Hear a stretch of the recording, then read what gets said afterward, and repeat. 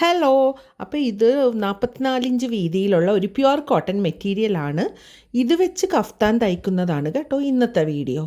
അപ്പം നമ്മൾ നെടുകെ ഇങ്ങനെ തുണി മടക്കിയതിന് ശേഷം ഇതുപോലെ തന്നെ പകുതിക്ക് വെച്ച് 4ആയിട്ട് ഫോൾഡ് ചെയ്തിടണം കേട്ടോ. അത് പ്രത്യേകം ശ്രദ്ധിക്കണം. അതിനുശേഷം നമ്മളുടെ കയ്യിലുള്ള ഒരു കുർത്തി എടുത്തിട്ട് ഇതേപോലെ നമ്മൾ നല്ല വശം മടക്കി വെക്കണം കേട്ടോ. സീം അലവൻസ് കാണരുത്. അതിനുശേഷം ഇങ്ങനെ ഷേപ്പ് വരച്ച് കൊടുക്കണം. സ്ലിറ്റ് വരെ മതി കേട്ടോ. അതിനുശേഷം നമ്മൾ 3 ഇഞ്ച് മാർക്ക് ചെയ്തതിന് ശേഷം നെക്ക് വരക്കുവാണ്.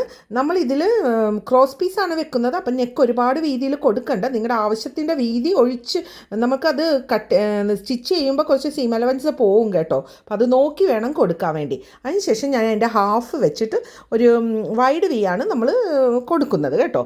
ഹാഫ് വെച്ച് 1/2 ഇഞ്ച് മാർക്ക് ചെയ്തിട്ട് വൈഡ് വി മാർക്ക് ചെയ്ത് കൊടുത്തു. അപ്പോൾ അതിനുശേഷം ഇത് ബാക്കിലോട്ട് എടുത്തിട്ട് 3 ഇഞ്ച് വീണ്ടും മാർക്ക് ചെയ്ത് താഴത്തേക്ക് 3 ഇഞ്ച് എടുത്തതിന് ശേഷം ഞാൻ അത്രയും കുഴിച്ചാണ് വെട്ടുന്നത്. നിങ്ങൾ ആവശ്യാനുസരണം കുഴിച്ച് വെട്ടിക്കോളൂ കേട്ടോ.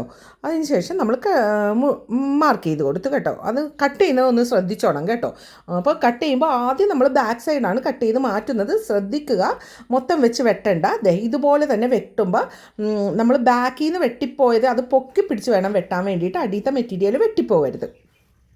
അതിനുശേഷം നമ്മൾ താഴെ നിന്ന് നമ്മൾ ഇറക്കത്തിൽ നിന്ന് കുറച്ച് കഴിഞ്ഞപ്പോൾ നമുക്ക് ആകെ ഒരല്പം മെറ്റീരിയലേ കിട്ടിയിട്ടുള്ളൂ. അപ്പോൾ വേറെ മെറ്റീരിയൽ നമ്മുടെ കയ്യിലില്ല.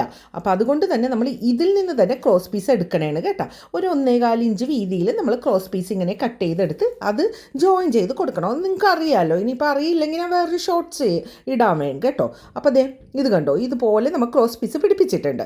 അപ്പോൾ ഇത് ഷോർട്ട് വീഡിയോ ആണ്, അതുകൊണ്ടാണ് ഇത്രയും പെട്ടെന്ന് പോകുന്നത് പറഞ്ഞ് താഴെ നമ്മൾ മടക്കി അടിച്ചിട്ടുണ്ട്. അപ്പോൾ നമ്മുടെ സ്റ്റിച്ചിങ് എന്ന് പറയുന്നത് ഇത്രയും തന്നെ വരുന്നുള്ളൂ കേട്ടോ. അതിനുശേഷം പിന്നെ വേറൊരു സ്റ്റിച്ചും കൂടി വരും. അപ്പം നമ്മൾ അതിനുശേഷം വേണം നമ്മൾ നല്ല ഭാഗത്ത് വെച്ച് വേണം കേട്ടോ ഈ ഡിസൈൻ മാർക്ക് ചെയ്യാൻ വേണ്ടി. എനിക്ക് മിസ്റ്റേക്ക് പറ്റി, ഞാൻ മോശവശം മറിച്ചിട്ടാണ് ഇതാക്കിയത്. പിന്നെ ഞാനത് നോക്കി രണ്ടാമത് ചെയ്യായിരുന്നു കേട്ടോ. ഇതേപോലെ തന്നെ അതിനുശേഷം നമ്മുടെ ഫിംഗർ ഇങ്ങനെ ഈ ലൈൻ്റെ അവിടെ പ്രസ് ചെയ്ത് പിടിച്ചതിന് ശേഷം പൊക്കിയിട്ട് അടിയിലെ മെറ്റീരിയലിലും നമ്മൾ ഇങ്ങനെ സെയിം ആയിട്ട് ഇങ്ങനെ മാർക്ക് ചെയ്ത് ആ മാർക്കിൽ കൂടി നമ്മൾ ഷേപ്പ് ചെയ്ത് കൊടുക്കണം. അതിനുശേഷം നമ്മളിത് മെഷീനിൽ വെച്ചിട്ട് ഈ മാർക്കിൽ കൂടി നമ്മൾ നല്ല വശത്താണ് ഈ മാർക്ക് ചെയ്യേണ്ടത് കേട്ടോ.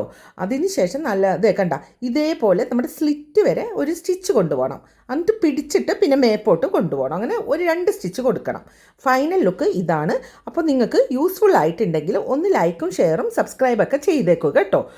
ഈ ഡ്രസ്സ് നേരിട്ട് ഇട്ടത് കാണാൻ നല്ല ഭംഗിയുണ്ടായിരുന്നു കേട്ടോ. നിങ്ങൾക്കും ട്രൈ ചെയ്യാവുന്നതേ ഉള്ളൂ കേട്ടോ.